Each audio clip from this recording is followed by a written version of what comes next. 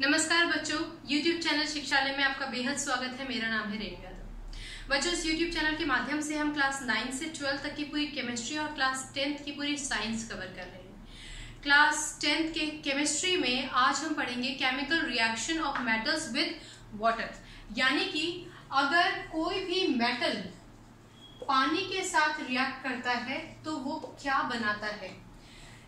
ठीक, इस पूरे के पूरे प्रोसेस को समझने के लिए हमें ये समझना बहुत ज्यादा जरूरी है कि वाटर का फॉर्मूला क्या होता है। अब आप सोचेंगे कि 10th स्टैंडर्ड में वाटर के फॉर्मूले पे डिस्कशन करेंगे, पर ये जरूरी है। वाटर यानी कि H2O। ओके, अच्छा, वाटर ठंडा पानी हो, आप फ्रिज में रखी हुई पानी की बोतल को निकाल लीजिए तब भी वो वाटर है। आप पानी को गर्म कर लीजिए, खौला लीजिए, तब भी वो वाटर है, हॉट वाटर। और अगर आप उस खौले हुए पानी की भाप के बारे में बात कर रहे हैं, यानी कि स्टीम के बारे में बात कर रहे हैं, तब भी वो वाटर ही है। फर्क सिर्फ इतना है कि ये लिक्विड फॉर्म में है और ये आपका गैसियस फॉर्म में है। लेकिन अगर आपसे पूछा जाए कि आपके पास कोल्ड वाटर है, हॉट वाटर यानी कि गर्म पानी, ठंडा पानी और भाप है, पानी की ही भाप है, तो उसका फॉर्मूला क्या होगा, तो आप बोलोगे इसका फॉर्मूला है H2O। अच्छा बच्चों, ये सब हमें क्यों जानना जरूरी है? ये हमें इसलिए जानना जरूरी है क्योंकि रिएक्टिविटी सीरीज के हिसाब से ही मेटल्स पानी से रिएक्ट करते हैं। लेकिन जो ऊपर एलिमेंट्स हैं, यानी कि जैसे पोटेशियम, सोडियम और कैल्शियम, ये ठंडे पानी से भी रिएक्ट कर लेते हैं। मैग्नीशियम ठंडे पानी से रिएक्ट नहीं करता है, गर्म पानी से रिएक्ट करता है। एल्यूमिनियम, जिंक और आयरन ये गर्म पानी से भी रिएक्ट नहीं करेंगे, ये सिर्फ स्टीम से रिएक्ट करेंगे। तो क्योंकि हमारे रिएक्टिविटी सीरीज के जो डिफरेंट एलिमेंट्स हैं उनका वाटर के डिफरेंट फॉर्म से ही रिएक्शंस पॉसिबल है, इसीलिए ये जानना जरूरी है कि 3 स्टेजेस में वाटर का फॉर्मूला आपका H2O ही रहेगा। क्लियर हो गया? ओके, एक बात और समझ लीजिए बच्चों, ये जो लेड है ना, ये वाटर से रिएक्ट नहीं करेगा, भले ही आप कितना भी स्टीम दे दो, रिएक्ट नहीं करेगा। और हाइड्रोजन से जो नीचे वाले एलिमेंट्स हैं वो तो डेफिनेटली हाइड्रोजन को, क्योंकि वाटर का मतलब हो गया H पॉजिटिव और OH नेगेटिव, है ना, तो ये जो कॉपर वगैरह है वो तो हाइड्रोजन को उसकी जगह से डिस्प्लेस यानी कि रिप्लेस ही नहीं कर पाएंगे, तो रिएक्ट क्या करेंगे। तो आपके जितने भी ऐसे एलिमेंट्स हैं, लेड हो गया, कॉपर, बाकी के एलिमेंट्स, वो हाइड्रोजन यानी कि वाटर से रिएक्ट नहीं करेंगे क्योंकि वो हाइड्रोजन को डिस्प्लेस नहीं करेंगे। ओके, अगर हाइड्रोजन से रिएक्टिविटी सीरीज में एलिमेंट्स नीचे हैं तो वो वैसे ही रिएक्ट नहीं करेंगे, डिस्प्लेस नहीं कर पाएंगे। और लेड आपका स्टीम से भी रिएक्ट नहीं करता है। ओके, एक और चीज समझ लीजिए, इस पूरे प्रोसेस में आगे बढ़ने से पहले, मेटल अगर वाटर से रिएक्ट करता है यानी कि पानी से रिएक्ट करता है, भले ही वो पानी गर्म हो या फिर ठंडा हो, तो वो बनाता है मेटल हाइड्रोक्साइड, मेटल हाइड्रोक्साइड, साथ में हाइड्रोजन गैस। क्लियर? कुछ कंडीशंस में बच्चों हीट भी रिलीज होती है, लेकिन ये सिर्फ कुछ कंडीशंस में होती है, सब में नहीं होती, तो मैं यहाँ पे हीट नहीं लिख रही हूँ। क्लियर? लेकिन अगर कभी भी मेटल स्टीम के साथ रिएक्ट करता है बेटा, इन दोनों ही कंडीशंस में हम इस कंडीशन में भी H2O ही लिखेंगे और स्टीम की कंडीशन में भी H2O ही लिखेंगे। लेकिन अब आप बहुत अच्छे से समझते हैं ना कि ये मतलब वाटर मतलब लिक्विड फॉर्म में, आपका कोल्ड वाटर हो या हॉट वाटर हो, ये मतलब स्टीम मतलब H2O ही, लेकिन गैसियस फॉर्म में। तो मेटल अगर स्टीम के साथ रिएक्ट करता है तो वो बनाता है मेटल ऑक्साइड। क्लियर? और इस केस में भी हाइड्रोजन गैस रिलीज होती है। ये बहुत ही इंपॉर्टेंट है, एग्जाम पॉइंट ऑफ व्यू से ये दोनों चीजें बहुत इंपॉर्टेंट है। क्लियर? तो अभी आपको सिर्फ इसको ध्यान रखना है, इस पर बहुत ज्यादा दिमाग नहीं लगाना, मैं समझाऊंगी आपको कि इसका क्या मतलब हुआ। हटा देते हैं बेटा इसको। अच्छा, एक बात समझिए कि जनरली इन सारे एलिमेंट्स को हम मेटल्स बोलेंगे क्योंकि ये सारे मेटल्स हैं। मेटल्स तो आपको मालूम है ना क्या होते हैं, लेकिन स्पेसिफिकली ये पोटेशियम हो गया, सोडियम हो गया, आपको नाम मालूम है ना। ओके, इसकी भी हमें जरूरत पड़ेगी। अब तो पहला एग्जांपल लेते हैं, जैसे कि हमारे पास है पोटेशियम के। अब ये वाटर से रिएक्ट करता है, H2O से रिएक्ट करता है, तो ये क्या बनाएगा? केमिस्ट्री में अगर आपको कभी भी ऐसा लगे कि रिएक्टेंट मिलकर क्या बनाएंगे, तो आप स्टेप्स फॉलो कीजिए। पहला स्टेप क्या था? पहला स्टेप था कि जो आपके पास कंपोनेंट है ना उसको तोड़ दीजिए, यानी कि H पॉजिटिव OH नेगेटिव। अच्छा K क्या होता है बच्चों? K होता है 1 पॉजिटिव, तो K हो गया आपका 1 पॉजिटिव, OH हो गया आपका 1 नेगेटिव, इक्वल अपोजिट वैलेंसीज है, कैंसिल कर दीजिए। प्रोडक्ट क्या हो जाएगा बेटा? KOH। और क्योंकि हमारे पास बहुत सारा हाइड्रोजन है, H पॉजिटिव आयंस बहुत सारे हैं, वो हाइड्रोजन में कन्वर्ट हो जाएंगे, H2 गैस रिलीज होगा और यहाँ पर हीट एनर्जी भी रिलीज होगी, बहुत सारी हीट रिलीज होगी। क्लियर हो गया? इस एग्जाम्पल को जो हमने यहाँ पे कोट किया है, समझने से पहले कुछ चीजें समझ लीजिए जो बहुत इंपॉर्टेंट है। अगर आप कंपटीशन पॉइंट ऑफ व्यू से भी पढ़ाई कर रहे हैं तब भी आपको बहुत जरूरी है समझना, और अगर आप जनरली क्लास 10th के पॉइंट ऑफ व्यू से समझ रहे हैं तब भी आपको ये बात जाननी बहुत जरूरी है। देखिए बच्चों, इस इक्वेशन को कुछ देर के लिए भूल जाइए, अभी हमारे इसके सेकेंड और थर्ड स्टेप बचते हैं, वो हम बाद में डिस्कस करेंगे, क्योंकि कई बच्चों को यहाँ लेक्चर सुन रहे कई बच्चों को ये समझ में नहीं आया होगा कि H2 कैसे बना। तो पहले ये समझिए कि ये हमारे पास पोटेशियम है, पोटेशियम यानी कि K जिसका एटॉमिक नंबर 19 है, कॉन्फ़िगरेशन 2881 है। समझ में आता है ना? इसका मतलब पॉजिटिव सोडियम के पास पोटेशियम के पास बाहर वाले शेल में एक इलेक्ट्रॉन है। ठीक है बेटा, आपको जितना भी लेक्चर में समझाया जा रहा है ना, आप उसको धैर्य के साथ सुनिए, क्योंकि ये कॉन्सेप्ट है। अगर आपने सोचा कि अरे ये क्या कॉन्सेप्ट है, ये तो दोबारा से रिपीट कर रहे हैं, तो आप बहुत इंपॉर्टेंट कुछ मिस कर रहे हैं। ठीक है, तो बहुत ध्यान से सुनिए। तो बेटा पोटेशियम के पास एक ये 1 2 3 4 ये चौथी शेल में एक इलेक्ट्रॉन था ना, इसकी वजह से ये अनस्टेबल हो रहा था, ये तो आप जानते हो। ठीक, इसको यहीं छोड़ दो, इसकी बात करते हैं। ये H2O किससे मिलके बनता है? H पॉजिटिव और OH नेगेटिव, ये हम डिस्कस कर चुके हैं ना। अच्छा H पॉजिटिव का क्या मतलब हुआ? H पॉजिटिव का मतलब हुआ कि हाइड्रोजन के पास एक इलेक्ट्रॉन था, उसने अपना एक इलेक्ट्रॉन OH को दे दिया। क्योंकि हाइड्रोजन ने अपना एक इलेक्ट्रॉन OH को दे दिया, इसीलिए हाइड्रोजन पे तो आ गया पॉजिटिव चार्ज, क्लियर, और OH पे आ गया 1 नेगेटिव चार्ज। इतना क्लियर हो गया? ओके। अब आता है हमारी कहानी में पोटेशियम। तो पोटेशियम कहता है कि भाई मैं OH के साथ कंबाइन करके KOH बनाऊंगा। आपने हमेशा ये पढ़ा है कि K जो होता है वो 1 पॉजिटिव होता है, लेकिन K को 1 पॉजिटिव बनने के लिए क्या करना पड़ा था? K ने अपना ये इलेक्ट्रॉन दे दिया था ना, क्लियर, K ने अपना ये इलेक्ट्रॉन दे दिया था। क्योंकि K अपना ये इलेक्ट्रॉन दे देगा तो वो K पॉजिटिव बन जाएगा, और K पॉजिटिव OH नेगेटिव के साथ कंबाइन करके KOH बना लेता है। ये हम लोगों ने अभी डिस्कस किया था ना। अब इसमें कहानी क्या है, हाइड्रोजन की हम क्यों बात कर रहे हैं वो समझिए। इस पूरी कहानी में हाइड्रोजन ने ऑलरेडी अपना एक इलेक्ट्रॉन इसको दे रखा था, मतलब हाइड्रोजन ने OH के साथ पार्टनरशिप कर रखी थी कि भाई तुम्हारे पास मैं अपना एक इन्वेस्टमेंट दे रहा हूं, ठीक है, मैंने आपको अपना एक चार्ज दे दिया है और अब हम दोनों पार्टनर्स की तरह काम करेंगे, क्लियर। अब पोटेशियम बीच में आता है, ओके। जब पोटेशियम बीच में आ गया तो वो हाइड्रोजन से बोलता है कि मैं तुम्हें तुम्हारी जगह से हटा रहा हूं, क्योंकि अब मैं OH के साथ मिलकर एक कंपाउंड बनाऊंगा, ठीक, या एक टीम बनाऊंगा, आपको समझाने के लिए बता रही हूँ। तो भैया हाइड्रोजन बोलेगा कि अरे मैंने उसको एक इलेक्ट्रॉन दिया था, इसीलिए तो मेरे पास पॉजिटिव चार्ज है, समझ रहे हो ना।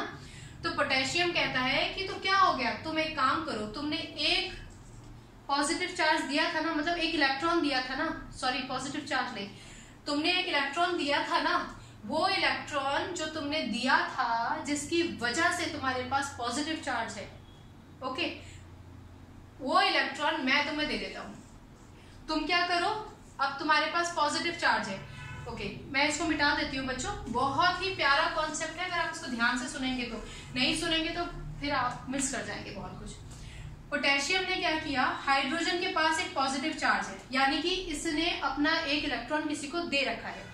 पोटेशियम क्या करेगा, पोटेशियम बोलेगा कि तुम मेरे से एक इलेक्ट्रॉन ले लो, क्लियर। अच्छा, जब पोटेशियम अपना एक इलेक्ट्रॉन इसको दे देगा, ठीक, तो यानी कि इस पे से पॉजिटिव चार्ज हट गया, समझ आ रहा है। बहुत सिंपल शब्दों में बताती हूँ, मेरे पास 1 रुपया था, मैंने आपको वो रुपया दे दिया, तो तो मेरे पास क्या आया भाई, देने वाले के पास हमेशा पॉजिटिव चार्ज आता है। मेरे पास क्या आया, पॉजिटिव चार्ज। आपके पास क्या आया, नेगेटिव चार्ज, जैसे कि OH के पास आया था। क्लियर। अब आपके घर में किसी को पता चला कि भाई हम लोग ने पैसे का लेन देन किया है, हमने पैसे का लेन देन एक टीम बनाने के लिए किया था। मैंने आपको 1 रुपया दिया और उस 1 रुपये पे हमारा प्रॉमिस हो गया कि हम दोनों एक टीम बना के काम करेंगे। कल की डेट में आपको लगता है कि नहीं, मेरे से भी बेहतर कोई प्लेयर है जिसके साथ आप टीम बना सकते हो, पर क्योंकि मैंने आपको 1 रुपया दे रखा है तो आप क्या करोगे, आप मुझे वो 1 रुपया वापस कर दोगे। ओके, अब अगर आप मुझे वो 1 रुपया वापस कर दोगे तो क्या मेरे ऊपर कोई पॉजिटिव चार्ज रहेगा? नहीं रहेगा। यानी कि हाइड्रोजन ने किसी को, वैसे तो हमें यहाँ तो मालूम ही है OH को दिया था, तो हाइड्रोजन ने अपना एक इलेक्ट्रॉन इसको दे दिया था, इसलिए उसके पास एक पॉजिटिव चार्ज आया था। अब पोटेशियम क्या करता है, वो कहता है कि भैया अपना ये इलेक्ट्रॉन वापस ले लो। तो अगर हाइड्रोजन एक इलेक्ट्रॉन वापस ले लेता है तो क्या उस पर चार्ज बचेगा? नहीं बचेगा, है ना। समझ में आ गया ना। तो इसका मतलब ये H, जो H पॉजिटिव फॉर्म में था बेटा, H पॉजिटिव का मतलब हो गया हाइड्रोजन आयन। H पॉजिटिव का क्या मतलब हुआ, हाइड्रोजन आयन। लेकिन अब क्योंकि पोटेशियम ने एक इलेक्ट्रॉन हाइड्रोजन को दे दिया है तो उस पे से पॉजिटिव चार्ज हट गया। क्लियर। अब उस पर कोई चार्ज नहीं, तो ये क्या कहलाया जाएगा, ये कहलाया जाएगा हाइड्रोजन एटम। क्लियर। बहुत ही प्यारा कॉन्सेप्ट है, बहुत ध्यान से सुन लो इसको, ये बहुत ज्यादा इंपॉर्टेंट है। ठीक, कॉन्सेप्चुअल तरीके से भी बहुत इंपॉर्टेंट है, कंपटीशन एग्जाम के तरीके से भी इंपॉर्टेंट है, 10th के हिसाब से भी इंपॉर्टेंट है। अच्छा, हाइड्रोजन एटम, यानी कि ये हाइड्रोजन एटम में कन्वर्ट हो गया। अब हाइड्रोजन एटम का क्या मतलब, इसके पास एक इलेक्ट्रॉन है। ठीक, अब क्या होता है इस पूरी कंडीशन में, इस पूरी इक्वेशन में, और ऐसे ही आगे आने वाली सारी इक्वेशंस में, जब कभी भी कोई भी मेटल H2O के साथ रिएक्ट करेगा तो H2O टूटेगा, H पॉजिटिव OH नेगेटिव में, वो मेटल H पॉजिटिव को डिस्प्लेस करेगा। H पॉजिटिव कहेगा कि भाई तुम मेरी जगह ले रहे हो, मैं ऑलरेडी एक इन्वेस्टमेंट कर चुका हूं, इसलिए मेरे ऊपर पॉजिटिव चार्ज है। मेटल क्या करेगा, अपना इलेक्ट्रॉन दे देगा। ठीक, जिसकी वजह से H पॉजिटिव चार्ज हट जाएगा, H पे पॉजिटिव चार्ज हट जाएगा और वो H में कन्वर्ट हो जाएगा। और H का मतलब अब आप उसके पास एक इलेक्ट्रॉन है। आप जानते हैं कि किसी भी एटम के पहले शेल में कम से कम 2 इलेक्ट्रॉन होने चाहिए, जानते हो ना। तो क्योंकि इस पूरी रिएक्शंस में मिलियन ऑफ एटम्स हैं, पोटेशियम के भी मिलियन ऑफ आयंस थे, हाइड्रोजन के भी, जो अब एटम में बदल गए हैं, तो ये हाइड्रोजन अपने ही जैसे किसी और हाइड्रोजन के कांटेक्ट में आएगा। बेटा इसके इलेक्ट्रॉन को मैं डॉट से दिखा रही हूँ, इसके इलेक्ट्रॉन को क्रॉस से दिखाती हूँ, तो ये बोलेगा कि भैया मेरे पास 2 इलेक्ट्रॉन होने की जरूरत थी, इस हाइड्रोजन को भी 2 इलेक्ट्रॉन की जरूरत है, तो ये क्या करते हैं, अपने इलेक्ट्रॉन शेयर कर लेंगे। क्लियर। जब ये अपने इलेक्ट्रॉन शेयर कर लेंगे तो इनके बीच में एक बॉन्ड बन जाएगा ना। मुझे मैसेज करके बताइएगा इनबॉक्स में यूट्यूब के कि कौन सा बॉन्ड बनेगा, ये हम डिस्कस कर चुके हैं पॉइंट। तो ये दोनों मिलकर बना लेंगे H2, और H2 का मतलब हमेशा वो गैसियस फॉर्म में ही होता है, ये है वो हाइड्रोजन गैस। ये जो जितना भी कॉन्सेप्ट आपको बीच में समझाया है ना, ये बहुत ज्यादा जरूरी है। अगर आपसे बहुत प्यारा क्वेश्चन पेपर बना के दिया जाए तो आपसे ये पूछा जा सकता है कि भाई हाइड्रोजन गैस कैसे रिलीज होती है। ठीक है, तो ये आपको पता होना चाहिए। इस पूरे कॉन्सेप्ट में कोई भी कंफ्यूजन है तो फौरन पूछ लीजिएगा। अभी हम इसको हटाते हैं क्योंकि इस रिएक्शन पे अब हमें फोकस करना है। ऑलराइट, तो हमारा पहला स्टेप था, पहले स्टेप में हमने कंपोनेंट को तोड़ा और प्रोडक्ट बना लिया। सेकेंड स्टेप में बेटा हम इसको बैलेंस कर लेते हैं। हमारे पास यहाँ 2 हाइड्रोजन है, यहाँ हमारे पास 3 है, इधर 2 लगा देते हैं। हाइड्रोजन यहाँ कितने हो गए बेटा, 2 तो ये हो गए, ठीक, और 2 ये थे। अब तो आप समझते हो ना, तो हाइड्रोजन हो गए 4। हाइड्रोजन यहाँ कितने हो गए, अभी तो 2 है, इसको 4 बनाने के लिए यहाँ 2 लिख देते हैं, कितना हो गया 2 to the 4। ऑक्सीजन बेटा यहाँ पे कितने हैं, यहाँ कुछ नहीं लिखा ना, समझते हो ना। अब तो ये ऑक्सीजन का 2 से मल्टीप्लीकेशन हो जाएगा, तो ऑक्सीजन कितना हो गया 2। इधर ऑक्सीजन कितना हो गया, यहाँ भी 2 हो गया। अच्छा, यहाँ पोटेशियम कितना है, 2 है, पर यहाँ कितना है पोटेशियम, 1 है, इसको 2 बनाने के लिए यहाँ लिख दीजिए 2, तो पोटेशियम कितना हो गया 2। आ गई बात समझ में। रिएक्शन तो मुझे लगता है अपनी बैलेंस होगी। ये हमारा सेकंड स्टेप था ना। अब तीसरे स्टेप की बात करते हैं जिसमें हम नामकरण करते हैं। याद है ना आप लोगों को, कंफ्यूज नहीं हो जाना बेटा। ये क्या है, आप जानते ही हैं, दिस इज पोटेशियम, ये क्या है? आप सोचेंगे ये भी कोई सवाल है क्या? ऑब्वियसली ये वाटर है, लेकिन हम लोगों ने अभी अभी डिस्कस किया था कि रिएक्टिविटी सीरीज के डिफरेंट एलिमेंट्स, जो सारे मेटल्स हैं, वो मेटल्स का वाटर के साथ अलग अलग स्टेजेस के, वाटर के अलग अलग स्टेट्स के साथ अलग अलग रिएक्शन है। तो यहां पर आपको कोल्ड वाटर लिखना जरूरी ही है। कोल्ड वाटर, ठंडा पानी, गर्म पानी के साथ आप रिएक्ट ही नहीं करोगे, क्योंकि पोटेशियम का कोल्ड वाटर के साथ ही रिएक्शन इतना विग्रस होता है कि बहुत सारी हीट रिलीज होती है। क्लियर? ये क्या है? ये है आपका पोटेशियम हाइड्रोक्साइड। ओके, इसको तो आप जानते ही हैं, हाइड्रोजन। क्लियर? और ढेर सारी हीट रिलीज हुई है। अगर एग्जाम में आप भूल भी जाते हैं हीट रिलीज हुई है तो कोई दिक्कत नहीं है, आपको एक्सोथर्मिक नहीं अगर आप लिखते हो तो नंबर कटेंगे, ऐसा नहीं है।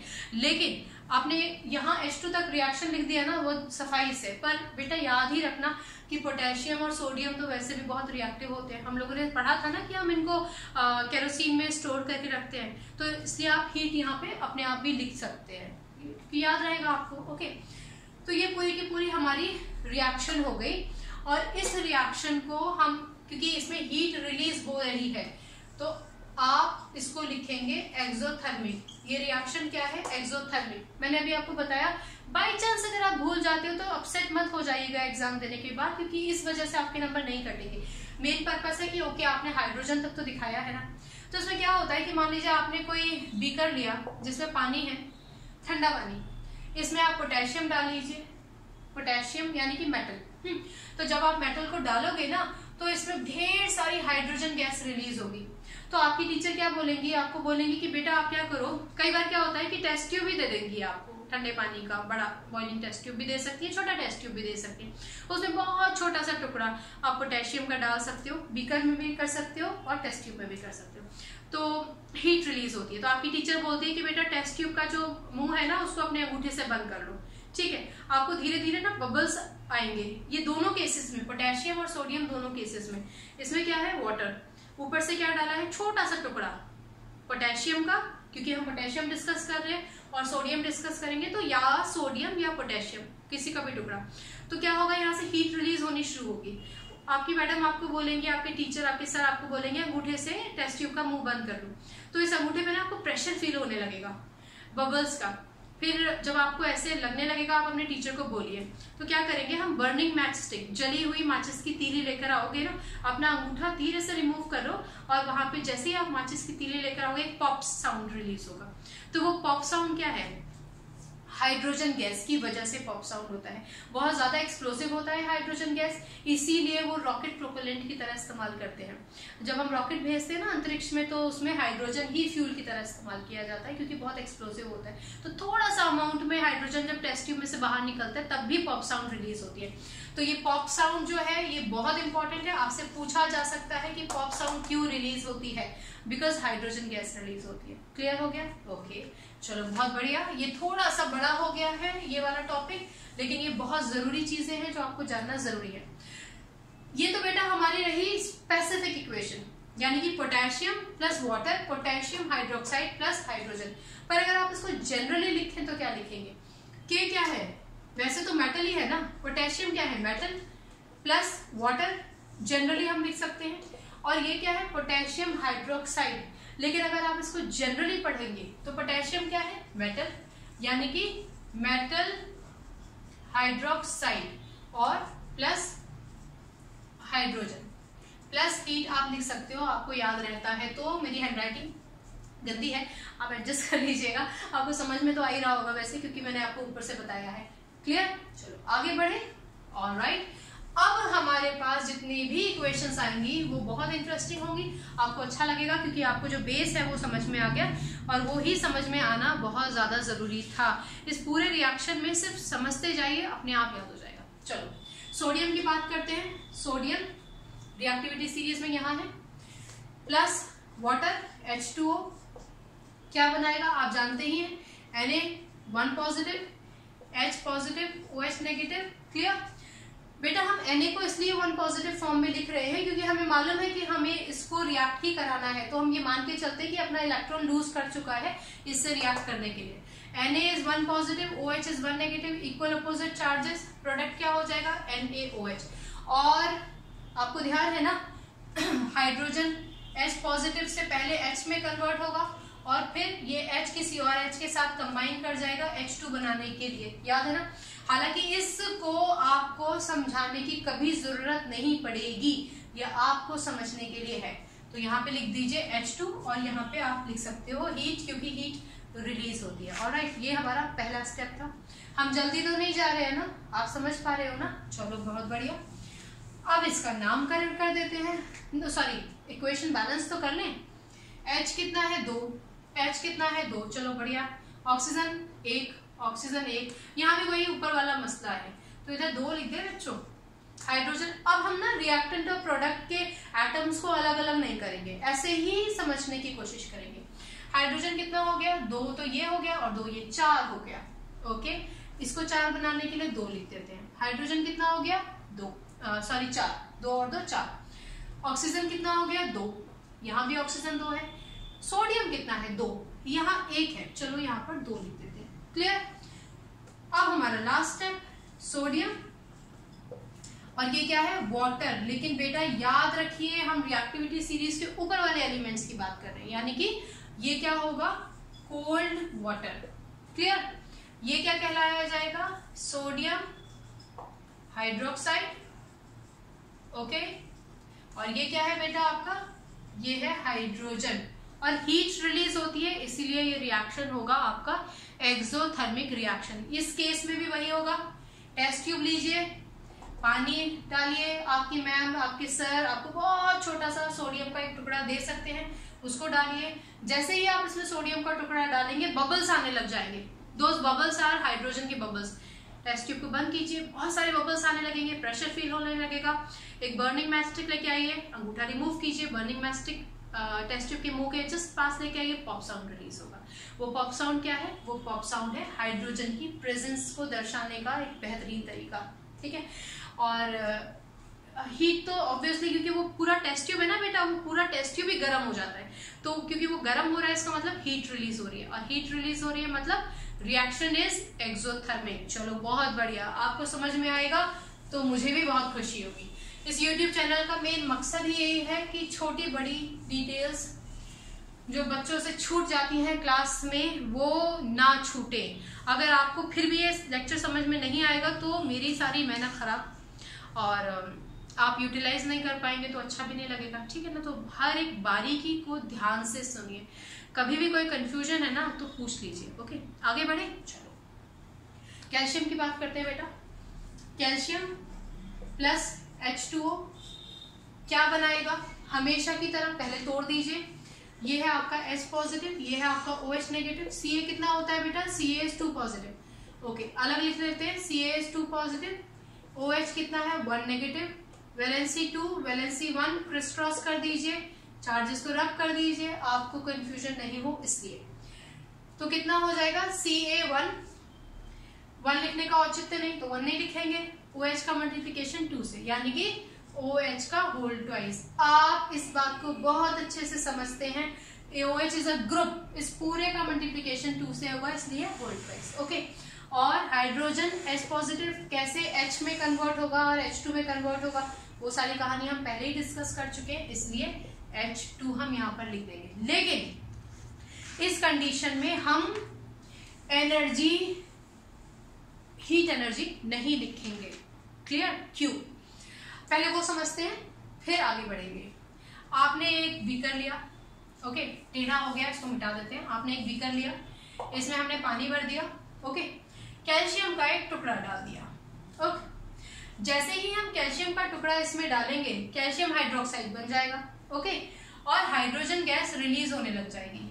ठीक है, ये जो हाइड्रोजन गैस है ना, ये हाइड्रोजन गैस इस सोडियम के टुकड़े के आसपास एनवलप होने लग जाएगी। रिलीज तो होगी लेकिन यहाँ पे एनवेलप भी होने लग जाएगी। कहने का मतलब कि जितनी भी हीट है ना, वो हीट इधर उधर नहीं डिस्ट्रीब्यूट होगी, कैल्शियम के ही पास रह जाएगी। ठीक, इसीलिए हम वहां पर हीट अलग से स्पेसिफाई नहीं करेंगे, बाकी सारा प्रोसेस वही रहेगा। ओके, क्लियर हो गई बात? ना हुई हो तो समझ लीजिएगा, वैसे तो छोटी सी बात थी, आपको क्लियर हो गई होगी। नाम लिख देते हैं। ओके सॉरी, बैलेंस करते हैं। ओ यहाँ पे कितने हैं? 2 है। OH का होल ट्वाइस है ना, तो O कितना हुआ बेटा? 2। तो इसी को सबसे पहले बैलेंस कर लो। O कितना हो गया अपने पास? 2। हाइड्रोजन कितना हो गया? हाइड्रोजन हो गया 2, 4 तो यहाँ हो गया अपना, और यहाँ कितना है? 2 ही है ना, और 2 4, इसका मतलब अपना हाइड्रोजन में बैलेंस हो गया। अभी कैल्शियम कितना है? 1। कैल्शियम कितना है? 1। देख लो बेटा, इक्वेशन बैलेंस हो गई है ना। Calcium 1, calcium 1, oxygen 2, oxygen 2, hydrogen 4, hydrogen 2 ये और 2 ये, अपना बैलेंस हो गया। चलो वेरी गुड, नाम लिख ले। कैल्शियम वाटर, लेकिन ये भी क्या है? कोल्ड वाटर है, ठंडे पानी से ये रिएक्ट कर लिया था। चलो वेरी गुड, ये क्या है?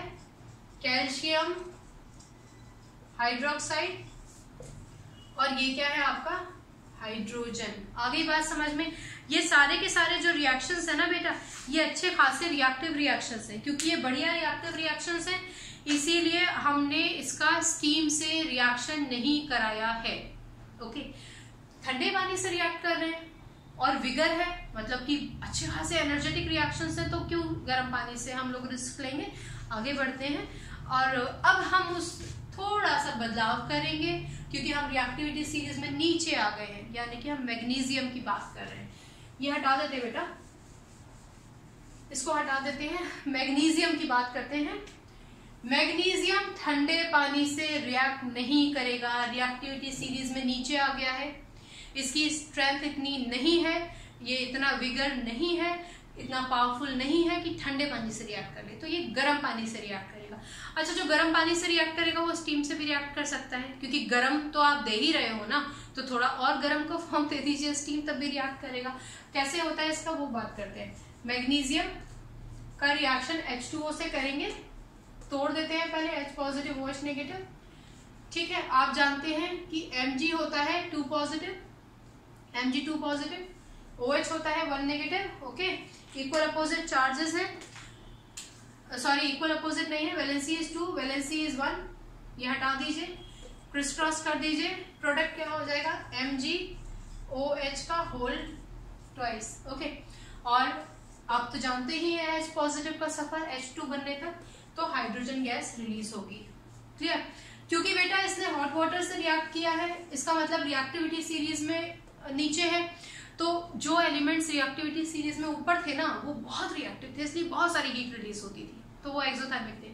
यहाँ से हाइड्रोजन गैस रिलीज होगा, हीट का हम जिक्र नहीं करेंगे। ओके, चलो बढ़िया है। अब इसको बैलेंस कर ले बच्चों। ऑक्सीजन कितना है? 2, तो पहले तो इसको 2 कर लेते हैं। चलो, ऑक्सीजन कितना हो गया? 2। हाइड्रोजन 4 है, हाइड्रोजन 4, मैग्नीशियम 1, मैग्नीशियम 1, इक्वेशन अपनी बैलेंस है। नाम लिख देते हैं मैग्नीशियम,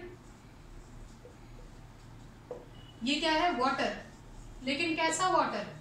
हॉट वाटर, याद रखना बहुत जरूरी है, हॉट वाटर। ओके, ये क्या है बेटा? ये मैग्नीशियम हाइड्रोक्साइड है, अब तो आप जानते होंगे, ठीक है, अब तो बार बार बताने की भी नहीं जरूरत है। और ये क्या है? हाइड्रोजन। ठीक है, ओके, यहां तक तो कोई कंफ्यूजन नहीं होना चाहिए आप लोगों को। ओके, चलो, ये तो हमारी एक सिंपल सी इक्वेशन थी जो बैलेंस भी हो गई, जिसका नामकरण भी हो गया है, और इस कंडीशन में मैग्नीशियम ने हॉट वाटर से रिएक्ट किया है। लेकिन अगर मैग्नीशियम हॉट वाटर से रिएक्ट करता है तो मैग्नीशियम हाइड्रोक्साइड बनाता है। अब अगर ये स्टीम से रिएक्ट करेगा तो क्या होगा? ठीक है, वो हम बात करते हैं। तो यही सेम Mg रहेगा, सेम H2O रहेगा। अब प्रोडक्ट क्या बनेगा? एक चीज जो बहुत ज्यादा जरूरी है आप लोगों को जानने के लिए, वो ये है कि जब हम H2O को स्टीम के दौरान तोड़ेंगे ना, तो हम अपने आप को ईज में रखेंगे, ये H2 ही रखेंगे। ठीक, ये आपको सिर्फ समझाने के लिए। और ये हो गया आपका ऑक्सीजन। क्लियर? H2 तो आप जानते ही हो, क्योंकि एक गैसियस फॉर्म में है, तो उसमें कोई चार्ज नहीं है, सिर्फ चार्ज की बात करेंगे MO की। क्लियर? चलो, Mg पे कितना चार्ज होता है? 2 पॉजिटिव, और ऑक्सीजन पे आप जानते हो 2 नेगेटिव चार्ज होता है। इक्वल अपोजिट चार्जेस है, चार्जेस कैंसिल हो गए, प्रोडक्ट हो गया MgO और हाइड्रोजन गैस तो रिलीज हुई ही है, तो हो गया आपका H2। ऑलराइट बेटा याद रखिएगा, ये आपका जो H2O है दिस इज स्टीम, ठीक है। चलो बैलेंस करें, oxygen 1 oxygen 1, hydrogen 2 hydrogen 2, Mg1 Mg1 balanced है। इसका नाम क्या है? इसका नाम है मैग्नीशियम और इसका नाम क्या है? ये है हमारा मैग्नीशियम ऑक्साइड। क्लियर? ये तो आप जानते ही हैं, हाइड्रोजन। क्लियर? तो इन दोनों में फर्क क्या है? ये वही प्यारा सा फर्क है जिससे हमने इस पूरे लेक्चर की शुरुआत की थी कि अगर कोई भी मेटल, मैग्नीशियम भी मेटल ही है ना, कोई भी मेटल अगर पानी के साथ रिएक्ट करता है, नो मैटर वो ठंडा पानी हो या गर्म पानी हो, तो वो मेटल हाइड्रोक्साइड बनाएगा। दिखाई दे रहा है आपको बोर्ड? मेटल हाइड्रोक्साइड बनाएगा, हाइड्रोजन तो रिलीज होगी। लेकिन अगर मेटल स्टीम के साथ रिएक्ट करता है तो वो मेटल ऑक्साइड बनाएगा। ठीक है, क्योंकि ये मैग्नीशियम है इसलिए इसका नाम मैग्नीशियम ऑक्साइड है। अगर हम जनरली बात करें तो मैग्नीशियम क्या होता है? मेटल, तो हम इसको क्या बोल सकते हैं? Metal oxide. क्लियर हो गया? बहुत ही प्यारी इक्वेशन है। अब अगर आपके दिमाग में ये बात आती है कि भाई अगर एग्जाम में पूछा जाएगा तो क्या लिखोगे, तो एग्जाम में आपसे स्पेसिफिकली पूछा जाएगा कि अगर वो पानी से रिएक्ट करता है तो क्या होता है, स्टीम से रिएक्ट करता है तो क्या होता है। अगर आपको लगता है कि कोई कंफ्यूजन है आपके दिमाग में, दोनों लिख दीजिए, ठीक। लेकिन वाटर, हॉट वाटर और स्टीम स्पेसिफाई कर दीजिएगा। क्लियर हो गया? चलो बहुत ही बढ़िया है, आगे बढ़ते हैं। सिर्फ 2 इक्वेशंस और पढ़ेंगे, उसके बाद ये टॉपिक फिनिश। इस टॉपिक में अगर आपको कोई कंफ्यूजन हो ना बच्चों तो पूछ लीजिएगा। क्लियर? चलो इसको मिटा दें हम। चलो बहुत बढ़िया, इसको भी हटा देते हैं। तो याद रहेगा ना आपको, ऊपर वाले तो कोल्ड वाटर के साथ रिएक्ट करेंगे, फिर आ गया हॉट वाटर, और अब किसका नंबर है? स्टीम। ये किससे रिएक्ट करेंगे? तीनों ये स्टीम से रिएक्ट करेंगे। एल्यूमिनियम में आगे बढ़ने से पहले ये समझिए, मान लीजिए कि ये एल्यूमिनियम है। क्लियर? तो एल्यूमिनियम ना अच्छा खासा रिएक्टिव तो होता ही है, सारे एलिमेंट्स रिएक्टिव है, हाइड्रोजन से ऊपर वाले तो वैसे, और ये जो है ये तो अच्छे रिएक्टिव है ही, ये ज्यादा रिएक्टिव, थोड़े कम रिएक्टिव, फिर थोड़े कम है ना, बाकी नीचे आते आते, पर है तो रिएक्टिव ही ना। तो एल्यूमिनियम क्या है कि हमारे एटमॉस्फेरिक ऑक्सीजन के हमेशा एक्सपोज रहता है, कांटेक्ट में रहता है, तो इसके ऊपर ना एल्यूमिनियम के ऊपर एक लेयर आ जाती है ऑक्सीजन की। समझ रहे हो?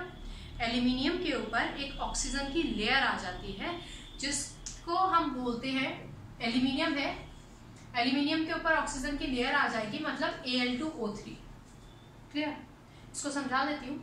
एल्यूमिनियम होता है 3 पॉजिटिव, ऑक्सीजन जो है वो O2 नेगेटिव। ऑक्सीजन बेटा O2 होता है वैसे तो, लेकिन जब ये किसी से रिएक्ट करेगा तो अपने आयोनिक फॉर्म में आ जाएगा, ठीक। तो उस पर चार्ज होता है O2 नेगेटिव।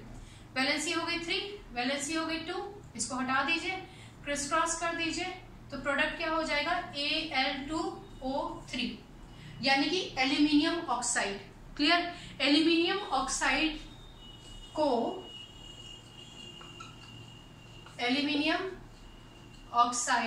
को हम एल्यूमिनिया भी कहते हैं, एल्यूमिना, ठीक है, एल्यूमिना भी कहते हैं। एल्यूमिनियम ऑक्साइड को हम क्या बोलते हैं? एल्यूमिना के नाम से भी जानते हैं। अब क्या होता है, क्योंकि एल्यूमिनियम के ऊपर एक लेयर होती है ऑक्सीजन की, जिसकी वजह से वो एल्यूमिनियम ऑक्साइड या एल्यूमिना कहलाया जाता है। तो इसके ऊपर क्योंकि ऑक्सीजन की लेयर होती है ना, इसलिए ये गर्म पानी से रिएक्ट नहीं करता है। अगर आपसे एग्जाम में पूछ लिया जाए कि एल्यूमिनियम हॉट वाटर से रिएक्ट क्यों नहीं करता है, शायद मैंने कुछ गलत बोला पिछले सेंटेंस में, मैं कहना चाह रही थी, अगर आपसे पूछा जाए कि एल्यूमिनियम हॉट वाटर से रिएक्ट क्यों नहीं करता, तो उसका एक सीधा सा जवाब है कि एल्यूमिनियम के ऊपर एक लेयर होती है ऑक्सीजन की, जिसकी वजह से एल्यूमिनियम ऑक्साइड या फिर एल्यूमिना बन जाता है, इसीलिए ये हॉट वाटर से रिएक्ट नहीं करता है, ये स्टीम से रिएक्ट करता है। क्लियर? लेकिन जब हम एल्यूमिनियम लिखेंगे ना स्टीम से रिएक्ट करने के लिए, तो हम Al से ही शो करेंगे। ओके, इसको हटा देते हैं। ये छोटी सी चीजें हैं पर बहुत इंपॉर्टेंट है आपके एग्जाम पॉइंट ऑफ व्यू से। अगर आपसे पूछ लिया जाए ना बच्चों, तो आपको पता होना चाहिए। चलो, एल्यूमिनियम भले ही स्टीम से रिएक्ट करे, पर हम तो H2O ही लिखेंगे ना। चलो, मैंने अभी आपको बताया था बच्चों कि अगर आप स्टीम से रिएक्शन कर रहे हैं ना, तो आप H2O को H2 और O में तोड़िए। हम H2 और O की बात करते हैं, क्लियर। अच्छा, O अगर किसी से कंबाइन करेगा तो उस पर चार्ज लिखना मत भूलिएगा। यानी कि ऑक्सीजन होता है 2 नेगेटिव, आप जानते ही हैं, और एल्यूमिनियम होता है आपका 3 पॉजिटिव। वैलेंसी 3, वैलेंसी 2, इसको हटा दीजिए, आपको कंफ्यूजन ना हो, क्रिस क्रॉस कर दीजिए, प्रोडक्ट क्या हो जाएगा Al2O3। सिंपल है, Al2O3। और ये तो आपको खुद ही दिख रहा है कि हाइड्रोजन रिलीज हो रहा है, तो यहाँ पर हाइड्रोजन को भी रिलीज करवा दीजिए, ठीक है ना। बहुत ही सिंपल सा पैटर्न है, कुछ करने की जरूरत नहीं है। ये हमारा पहला स्टेप था, और अब हमारा आ जाता है दूसरा स्टेप। दूसरा स्टेप क्या होता है? बैलेंसिंग। अब तो आप देख के समझ गए होंगे ना। एल्यूमिनियम 2 है, चलो पहले यहीं पे 2 लिख दो, 2। ओके, हाइड्रोजन 2 है, हाइड्रोजन 2 है, पर ऑक्सीजन भाई यहाँ पर 3 है, तो भैया यहाँ पे 3 लगा दो। सबसे पहले तो ऑक्सीजन को बैलेंस करो। ऑक्सीजन कितना हो गया? 3। हाइड्रोजन कितना हो गया जी? हाइड्रोजन हो गया 3 to the 6, और यहाँ पे है 2, तो 3 से मल्टीप्लाई कर देते हैं ना। अब दोबारा चेक करते हैं। Aluminium 2, aluminium 2, hydrogen 3 to the 6, hydrogen 3 to the 6, oxygen 3, oxygen 3। Equation balance हो गई। नाम लिख ले, ये तो आप जानते ही हो एल्यूमिनियम है, ठीक है। ये क्या है? वाटर। आप कई किताबों में देखेंगे कि केवल स्टीम लिखा है, ठीक है, तो आप इसको स्टीम भी लिख सकते हो। और अगर आपने वाटर लिखा तो आप ब्रैकेट में स्टीम लिखिए। वैसे कायदे से आपको स्टीम ही लिखना चाहिए, ठीक, तो आप स्टीम लिखेंगे। ये तो आप जानते ही हैं, एल्यूमिनियम ऑक्साइड, ठीक है ना। अब आप लोगों के दिमाग में आ रहा होगा कि एल्यूमिनियम ऑक्साइड बना तो ये एल्यूमिना कहलाया जाएगा कि नहीं। आप इसको एल्यूमिना भी बोल सकते हैं, क्योंकि ऑब्वियसली एल्यूमिनियम के ऊपर ऑक्सीजन की लेयर ही हम दर्शा रहे हैं, ठीक। और ये हो गया आपका हाइड्रोजन, ठीक। तो इसका मतलब क्या हुआ? इसका मतलब हुआ कि अगर मेटल स्टीम से रिएक्ट करता है तो क्या बनाता है? मेटल ऑक्साइड, और हाइड्रोजन आपकी रिलीज होती है। I hope this is clear. अगर आपको कोई डाउट है तो आप पूछ लीजिएगा बच्चों। क्लियर हो गया? कोई डाउट? ठीक, हमने क्या बोला था? एल्यूमिनियम ऑक्साइड को एल्यूमिना भी कहते हैं। Alright, clear? इतना सा याद रखिए, सिंपल सी चीजें हैं। कोई भी मेटल वाटर के साथ रिएक्ट करेगा, मेटल हाइड्रोक्साइड बनाएगा, स्टीम के साथ रिएक्ट करेगा, मेटल ऑक्साइड बनाएगा। क्लियर? चलो, एक बहुत ही प्यारी सी इक्वेशन और समझ लेते हैं, बल्कि एक क्यों, यहाँ तक का सफर तो तय करना ही है। चलो 2 और इक्वेशंस डिस्कस कर लेते हैं। बेटा ये इंपॉर्टेंट है ना, इसलिए आपसे डिस्कस करना बहुत ज्यादा जरूरी है। चलो जिंक की बात करते हैं। Zinc H2O। बेटा मैग्नीशियम से नीचे जो भी है ना, वो स्टीम से ही रिएक्ट करेगा, लेड तो रिएक्ट ही नहीं करेगा। ओके, क्या बनेगा? बहुत सिंपल है, स्टीम है ना, तो स्टीम का मतलब H2 और O। आप जानते हो O is 2 नेगेटिव, आप जानते हैं Zn is 2 positive, equal opposite valencies है, प्रोडक्ट बना दीजिए, ZnO तो है ही है, और हाइड्रोजन आपका रिलीज हो रहा है। सिंपल। ओके, चलो इसको हटा देते हैं, है ना। अब हम क्या करेंगे? Balance. H2 2, oxygen 1, oxygen 1, zinc 1, zinc 1, अपनी रिएक्शन है बैलेंस। तीसरा स्टेप नामकरण। जिंक, ये क्या है? स्टीम।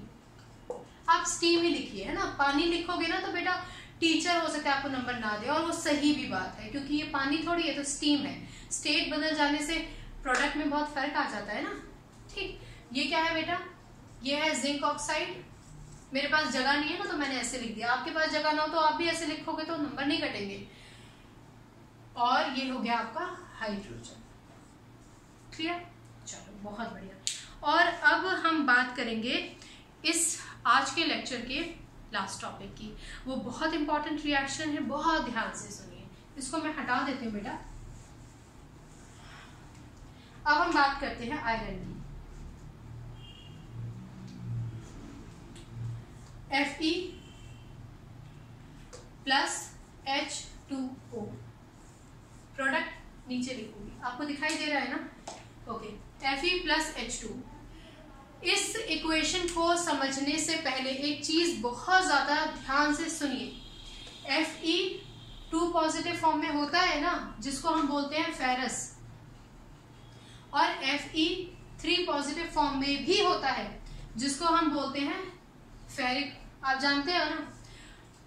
इस इक्वेशन को अलग हटा के यहां लिख दूं, Fe2 पॉजिटिव अगर O2 नेगेटिव से रिएक्ट करता है, यानी कि फेरस अगर O2 से रिएक्ट करता है तो इक्वल अपोजिट चार्जेस FeO बनाएगा। क्लियर हो गया। लेकिन अगर Fe3 पॉजिटिव यानी कि फेरिक O2 नेगेटिव से रिएक्ट करता है तो वैलेंसी 3 वैलेंसी 2 इसको हटा दीजिए, क्रिस क्रॉस कर दीजिए, तो प्रोडक्ट क्या होगा Fe2O3। दिखाई दे रहा है ना आपको, समझ में आया ना। Fe2 पॉजिटिव O2 नेगेटिव से यानी कि फेरस अगर ऑक्सीजन से रिएक्ट करेगा इक्वल अपोजिट चार्जेस तो प्रोडक्ट बनाएगा FeO।